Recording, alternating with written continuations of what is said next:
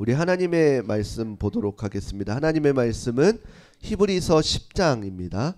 히브리서 10장 19절에서부터 25절까지 보도록 하겠습니다. 아유라 카메라만 가지마 부탁할게. 예.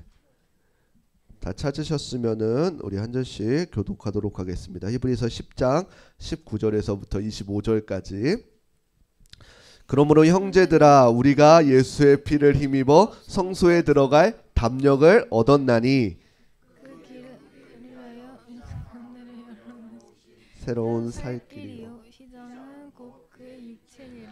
또 하나님의 집 다스리는 큰 제사장이 계심에 우리가 마음의 뿌림을 받아 악한 양심으로부터 벗어나고 몸은 맑은 물로 씻음을 받았으니 참 마음과 온전한 믿음으로 하나님께 나아가자. 또 약속하신 이는 믿으시니 우리가 믿는 도리의 소망을 움직이지 말며 굳게 잡고 서로 돌아보라. 사랑과 선행을 격려하며 함께 읽겠습니다.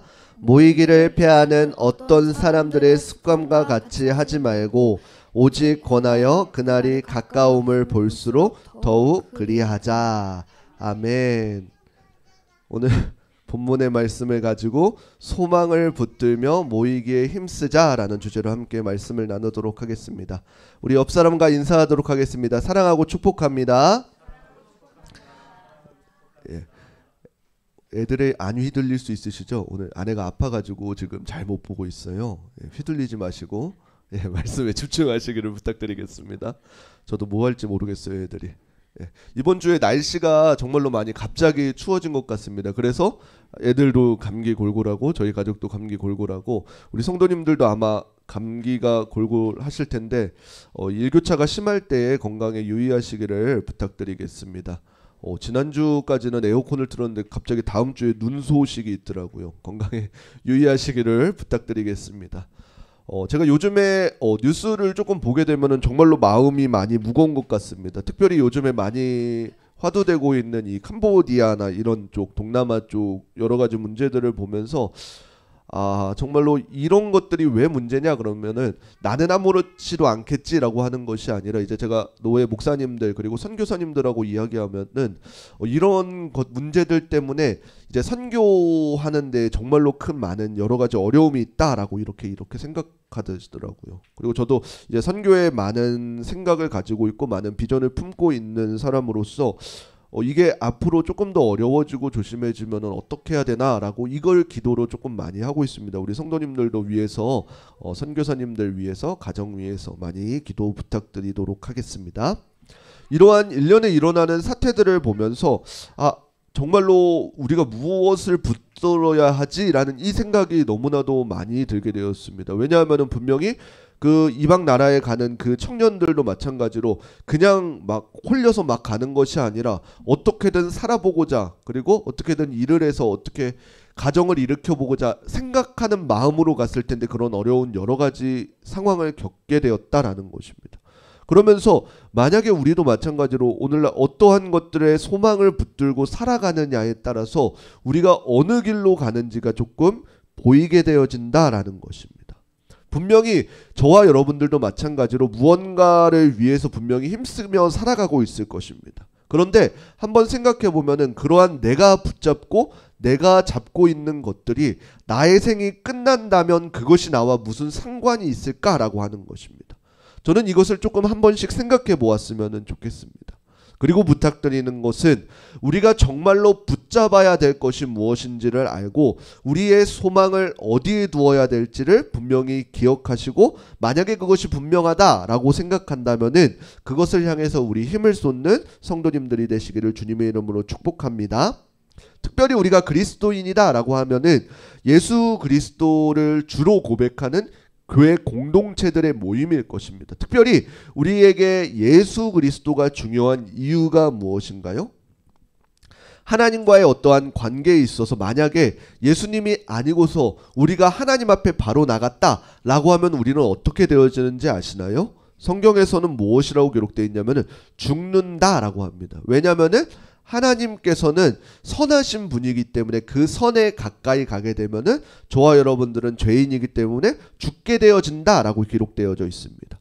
그래서 그걸 방지하기 위해서 구약에서는 어떤 일이 있었냐면은 하나님께서 이제 모세에게 출애굽하실 때의 율법이라는 것을 주셨습니다. 그래서 너희가 만약에 내 백성이라면은 나의 뜻을 따라서 이렇게 지키고 살아가라 라고 이렇게 말씀해 주셨습니다.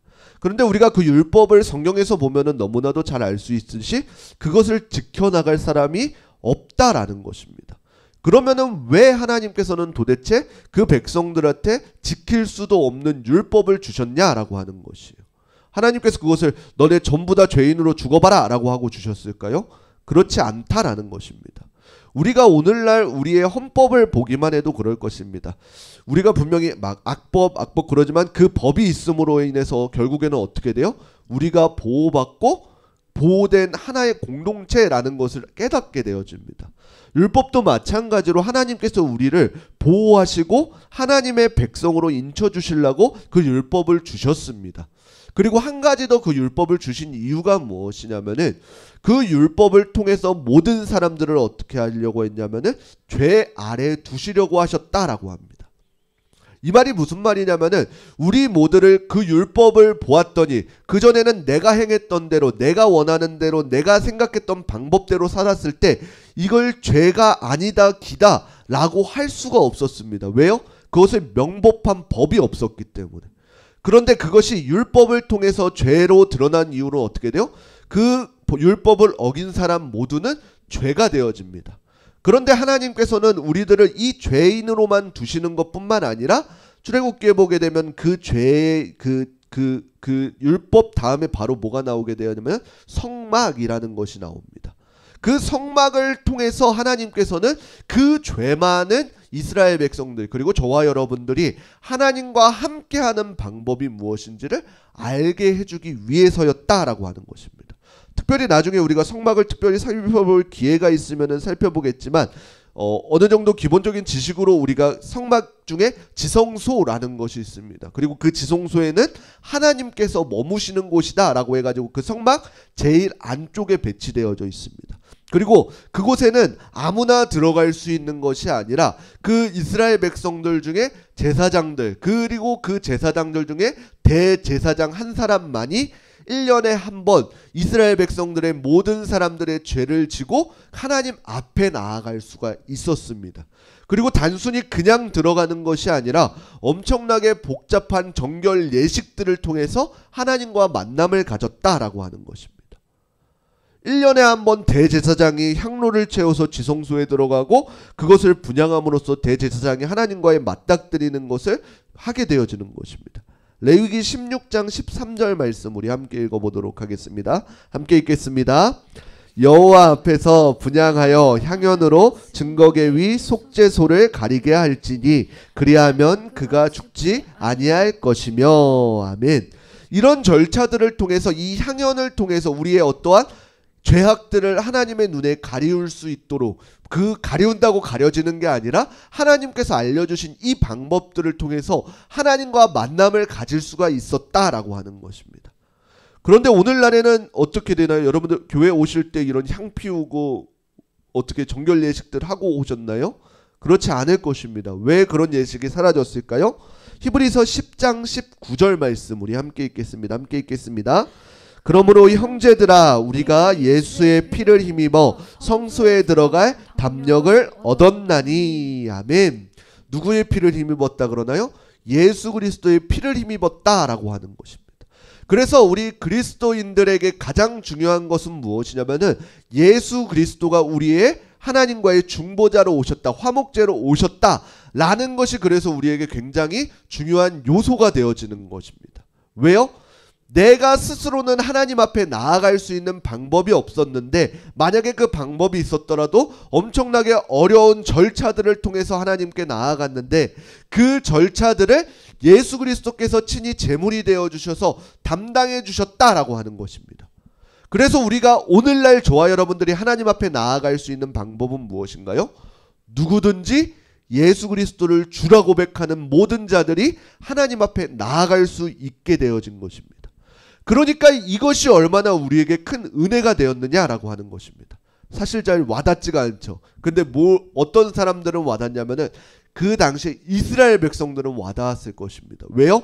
그 수많은 어려운 번제 제사들의 절차를 통해서 하나님을 만났어야 되는데 하물며 그 만남이 온전치 못할 때도 있었는데 이제는 어떻게 되어진다 그래요? 누구든지 예수 그리스도를 믿는 자는 하나님 앞에 나아갈 수 있는 권세를 얻었다라고 하는 것입니다. 그렇기 때문에 이것이 우리에게 큰 은혜가 되어지는 것입니다. 어떤 절차를 통해서요? 예수님께서 나의 죄를 대신하여서 십자가에 못 박히심을 통해서요. 그런데 이것이 믿지 않는 자들에게는 언뜻 보기엔 이것이 굉장히 미련해 보입니다. 왜요? 제 친구들만 이야기해도, 교회 안 다니는 친구들한테만 이야기해도 왜 내가 교회 간다 그리고 목사다 라고 이야기하면은 그 친구들이 놀리는 것이 무엇이냐면은 직장인들은 이 주일 하루만 쉬잖아요. 이런 쉼을 버리고 하나님 앞에 왜 나아가서 예배를 드리냐라고 하는 것입니다. 그리고 또 교회는 어떻게 돼요? 수요 예배도 있죠. 새벽 예배도 있죠. 금요 예배도 있죠. 여러 가지 또 행사들도 있죠. 이러한 것들을 왜 다 하면서까지 하나님을 믿느냐라고 하는 것입니다. 그런데 생각해보면 무엇이냐면은 그리스도인들은 이 예배가, 이 모임이 결국 우리를 살게 하는 힘이 되어진다라고 하는 것입니다. 비록 세상 가운데 삶을 살고 있을지라도, 세상 가운데에서 어려움을 당하고 있을지라도 이 시간 예배를 통해서 우리가 하나님과의 교제를 하고 그 교제를 통해서 새로운 힘을 얻게 되어진다라고 하는 것입니다. 고린도전서 1장 18절 우리 함께 읽어보도록 하겠습니다. 함께 읽겠습니다. 십자가의 도가 멸망하는 자들에게는 미련한 것이요 구원을 받는 우리에게는 하나님의 능력이라. 아멘.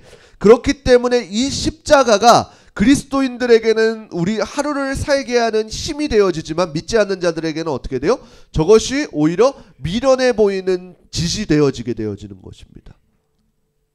교회에서는 십자가를 참 많이 기억합니다. 근데 이 십자가의 원래의 뜻을 우리가 잊지를 않았으면 좋겠습니다. 신명기 21장 23절에 보면은 나무에 하나님께 저주를 받은 자가 나무에 달린다라고 그렇게 되어 있습니다. 그러면 예수님께서도 그 십자가의 나무에 달려 돌아가실 때에 하나님의 저주를 받았느냐? 저주를 받으셨습니다. 근데 저주를 받은 이유가 무엇인가요?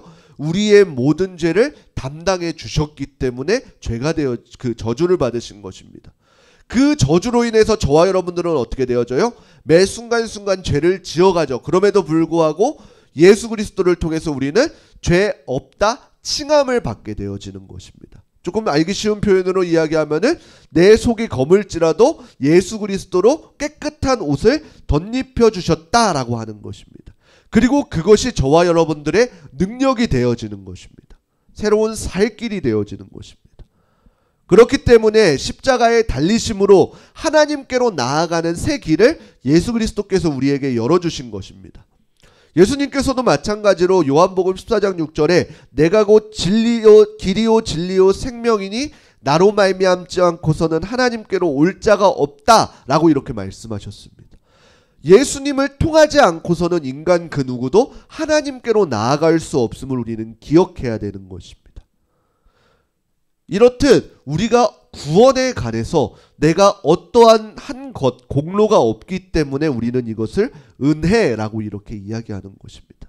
하나님께서 하나님의 하나뿐인 아들 예수 그리스도를 보내주시고 그 하나뿐인 아들 예수 그리스도를 십자가에 못 박히심으로 우리가 구원함을 얻은 것. 그렇기 때문에 이것을 은혜라고 이렇게 이야기합니다. 그렇다면 그러한 은혜를 경험한 자들이 행해야 될 것은 무엇인가요? 오늘 본문 22절 말씀 우리 함께 읽어보겠습니다. 함께 읽겠습니다. 우리가 마음의 뿌림을 받아 악한 양심으로부터 벗어나고 몸은 맑은 물로 씻음을 받았으니 참 마음과 온전한 믿음으로 하나님께 나아가자. 아멘. 그 죄성으로 가득한 저와 여러분들 마음에 예수 그리스도를 통해서 이제 하나님과 하나 될 수 있는 그 교제의 길이 열렸다면은 저와 여러분들이 해야 되는 것은 무엇인가요? 악한 양심으로부터 벗어나고 몸은 맑은 물로 씻음을 받았으니 이제 어떻게 해야 된다 그래요? 참 마음과 온전한 믿음으로 하나님께 나아가자라고 이렇게 이야기하는 것입니다. 여기서 참 마음은 무엇인가요? 온전히 정직한 목적으로 드리는 예배를 이야기하고 있는 것입니다. 그리고 그 예배를 통해서 예수 그리스도의 보혈의 능력을 경험하고 하나님께서 우리를 날마다 경건케 해나가신다라는 이 사실을 우리가 믿음으로 확신하는 것입니다. 바꿔 말하면 무엇이에요? 우리가 지금 드리고 있는 이 예배가 바로 믿음으로 함께 나아가는 예배인 것입니다. 그렇기 때문에 그 개인적으로 하나님 앞에 구원받은 자들에게 필요한 것이 바로 무엇인가요? 공동체라는 것입니다. 특별히 믿음의 공동체입니다. 첫 번째 믿음의 단계는 개인이 하나님 앞에 은혜를 경험해야 되는 것이 첫 번째입니다. 그래서 하나님 앞에 나아가는 것, 그리고 그 다음에는 무엇이냐면은 믿음의 공동체를 이루어야 된다라고 하는 것입니다. 요즘에는 이제 또 조금 잠잠해졌지만 이제 한 터울 전에 어떤 말들이 유행했냐면은 가나안 성도들이라는 말이 많이 유행했었습니다. 그 가나안을 거꾸로 하면 안 나가 성도들이죠. 교회에 이제 공동체에 여러 가지 상처를 받고 교회에는 출석하지 않지만 하나님을 믿는다라고 하는 사람들을 가나안 성도들이라고 많이 표현했었습니다. 그런데 이 가나안 성도들의 문제점은 제가 계속 이야기했지만 결국에는 하나님의 그 온전한 뜻을 분별치 못함에 있는 것입니다. 하나님께서 예수 그리스도를 이 땅 가운데 보내주신 가장 큰 목적은 맞습니다. 첫 번째는 개인의 구원의 목적입니다. 저 한 사람을 위해서, 저 한 사람을 살리기 위해서 그 아들 예수 그리스도를 우리에게 보내주셨습니다. 그런데 그와 더불어서 또 한 가지 목적은 무엇인가요? 내 옆에 있는 사람을 위해서도 예수 그리스도께서는 죽으셨습니다. 이 사실을 우리가 있는 동안 잊게 되어지면 어떠한 일들이 일어나게 되어지면은 나 혼자만 구원받았다, 나 혼자만 예수님 믿고 구원받은 자다 라는 이 어떠한 특권의식에 갇혀져 있게 되어집니다. 나는 이렇게 헌신하는데 저 사람은 왜 저래? 저 사람은 아무것도 안 하는 것 같은데 왜 은혜 받아? 이러한 것들이 일어나게 되어진다라는 것입니다. 하나님께서는 나 한 사람만의 구원을 위한 것이 아니라 우리 공동체를 위해서도 구원함을 입게 하셨다라는 것입니다. 그래서 어떻게 돼요? 우리가 영적으로 어려움을 당하고 있을 때 도와줄 수 있는 사람은 누구예요? 우리 바로 믿음의 공동체들이다라는 것입니다. 그게 온전한 교회가 해야 되는 역할입니다. 단순히 우리만 믿음 좋다, 우리만 즐기자, 우리만 즐거워하자의 역할이 아니라 하나님께서 우리에게 그러한 은혜를 부어주셨으니 내가 그 은혜를 충분히 경험하고 나서 어떻게 돼요? 이제는 내 있는 주변의 사람들에게 그 은혜들을 흘려보내줄 수 있어야 된다라고 하는 것입니다. 히브리서 10장 24절 25절 우리 함께 읽어보겠습니다. 함께 읽겠습니다. 서로 돌아보아 사랑과 선행을 격려하며 모이기를 패하는 어떤 사람들의 습관과 같이 하지 말고 오직 권하여 그날이 가까움을 볼수록 더욱 그리하자. 아멘. 이 공동체 가운데 해야 될 것이 바로 서로 돌아보고 사랑을 베푸는 것입니다. 오늘날 행해지는 모습을 보면 조금 다를 것입니다. 아마도 많은 사람들이 우리 특별히 막 MZ세대, Z세대 이런 것들을 나누면서 요즘 MZ세대는 철저하게 이기적이다 라고 이렇게 하는 시대를 살아가고 있습니다. 그럼에도 불구하고 성경에서 계속해서 권면하는 것은 무엇이냐면은 서로를 돌아보고 선행을 격려하라 라고 이렇게 이야기하는 것입니다. 믿음의 형제들을 서로 계속해서 세워주는 것입니다. 아, 이 사람은 왜 이렇게 돼 있어? 아, 이 사람은 왜 이래 도대체? 아, 이 사람은 정말로 왜 신앙생활을 이렇게 하지? 이렇게 깎아내리고 비판하는 것이 아니라 판단하는 것이 아니라 서로를 세워주며 격려하라 라고 이렇게 이야기하는 것입니다. 서로를 이렇게 세워주면서 동시에 일어나야 되는 것은 무엇이냐면 바로 모이는 운동입니다.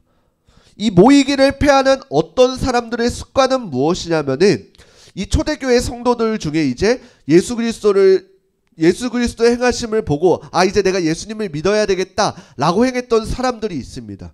그리고 예수님께서는 그 부활하셔서 승천하신 다음에 올라가시면서 내가 다시금 이 땅 가운데 올 것인데 그때까지 너희는 기도의 끈을 놓지 마라 라고 이렇게 말씀하셨습니다. 그래서 실제로 초대교회의 사람들은 함께 모이기에 힘쓰면서 서로 기도하기에 힘썼습니다.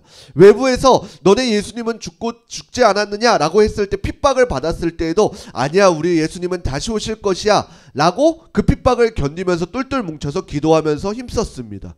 그런데 그러한 시간들이 계속해서 흘러가면서 어떻게 돼요? 하나 둘씩 그 믿음에 옅어짐이 생기게 되었다라는 것입니다. 그 핍박에 못 이겨서 이제는 떨어지고 어느 그 모이기에 힘쓰던 그 사람들이 핍박을 받아서 모이기를 이렇게 조금씩 덜하게 되어지다 보니까 어떻게 되어졌나요? 결국에는 모이지는 않는 사람들이 생기게 되어져 버렸다라고 하는 것입니다. 믿음이 약한 성도들 사이에서 이 신앙생활이 흩어지게 되었다라는 것입니다. 그리고 그것이 한 번, 두 번 교회를 안 나오다 보니까 어떻게 돼요? 그게 1년이 되고 2년이 되고 3년이 되고 10년이 되어지고 결국에는 그 모임을 나오지 않는 것이, 예배의 자리를 나오지 않는 것이 습관화되어져 버렸다라고 하는 것입니다. 오늘 이야기하는 이 모이기를 패하는 어떤 사람의 습관이 바로 이러한 습관들입니다. 이러한 습관들처럼 사람들이 모이기를 패하는 자들이 아니라 그와 반대로 어떻게 돼요? 서로를 권면해서 격려해서 모이기에 힘쓰는 공동체가 되라 라고 이렇게 오늘 본문이 권면하고 있는 것입니다. 저는 우리 흐르는 교회가 모이기에 힘쓰는 교회가 되기를 소망합니다. 그런데 단순히 그냥 모이기에만 힘쓰는 것이 아니라 모여서 해야 될 것은 무엇인가요? 바로 함께 예배하고 교제하는 것입니다. 이러한 모임이 지속되고 이루어지다 보면 결국에는 어떻게 돼요? 자연스럽게 우리 안에 회복의 물결이 일어나게 되어집니다. 아마도 교회 생활을 하면서 여러 다양한 분들을 만나게 되셨을 것입니다. 어떤 사람들은 상처가 많으시고, 어떤 사람들은 어떠한 결핍을 통해서 날이 서 있는 분들이 계시고, 어떠한 사람은 세상에 속하여 있어서 세상의 수많은 유혹들 가운데 쩌들어 있어서 같이 교회 오는 사람들도 있을 것이고, 술이나 담배 이런 것들에 가득 매몰려 있는 그러한 사람들도 많이 교회에 오셨을 것입니다. 그런데 이러한 어떠한 사람들이 교회에 올지라도 건강한 공동체를 경험하게 되어지면 어떻게 돼요? 하나님을 그 말씀 가운데 만남으로 다시금 우리의 삶도 온전케 되어지는 역사가 일어나게 되어진다라는 것입니다. 저는 우리 흐르는 공동체가 그러한 것들을 많이 경험했으면 좋겠습니다. 여러 가지 아픔을 딛고 상처를 딛고 세상에 있었어도 교회에 왔을 때 이 예배의 횟수가 늘어나면 늘어날수록, 하나님과의 만남이 잦아지면 잦아질수록 다시금 온전케 되어지는, 하나님을 만난 사람들처럼 회복되어지는 그러한 역사들을 우리가 함께 보기를 소망합니다. 그러기 위하여서 가장 중요한 것이 뭐냐라고 한다면 우리가 방금 읽었던 서로 돌아보고 사랑과 선행으로 격려하는 것입니다. 우리가 흔히 이상적인 교회의 모습을 계속해서 이야기할 때 많은 사람들이 이야기하는 게 무엇인가요? 아마도 초대교회의 모습을 보고 이야기할 것입니다. 사도행전 2장 44절에서부터 우리 47절 조금 길지만 우리 함께 읽어보도록 하겠습니다. 믿는 사람이 다 함께 있어 모든 물건을 서로 통용하고 또 재산과 소유를 팔아 각 사람의 필요를 따라 나눠주며 날마다 마음을 같이하여 성전에 모이기를 힘쓰고 집에서 떡을 떼며 기쁨과 순전한 마음으로 음식을 먹고 하나님을 찬미하며 또 온 백성에게 칭송을 받으니 주께서 구원받는 사람을 날마다 더하게 하시니라. 아멘. 저는 이런 교회가 우리 흐르는 교회가 되기를 소망합니다. 각 사람의 필요를 따라 나누어 줄 수 있는 교회, 날마다 같은 마음으로 성전에 모이기를 힘쓰는 교회, 떡을 떼며 함께하는 것, 그리고 그 모임 가운데에 하나님을 찬미하며 단순히 우리끼리만 즐기는 것이 아니라 믿지 않는 사람들이 우리의 모습을 보았을 때에도 정말로 저 교회 가운데에서는 하나님이 함께 계시구나, 이것을 경험할 수 있는, 그래서 자연스레 전도가 되어질 수 있는 우리 흐르는 교회 되기를 소망합니다. 이 교회의 진정한 소망은 다른 곳에 있는 것이 아니라 오직 우리의 새로운 살 길이 되어주신 예수 그리스도께 있습니다.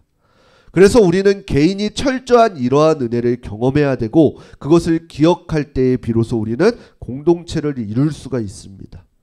우리 흐르는 교회가 그리스도의 온전한 공동체가 되어서 하나님과의 관계를 올바로 세워지고 가정이 세워지고 그리고 우리 흐르는 교회가 든든히 세워져 가기를 소망합니다.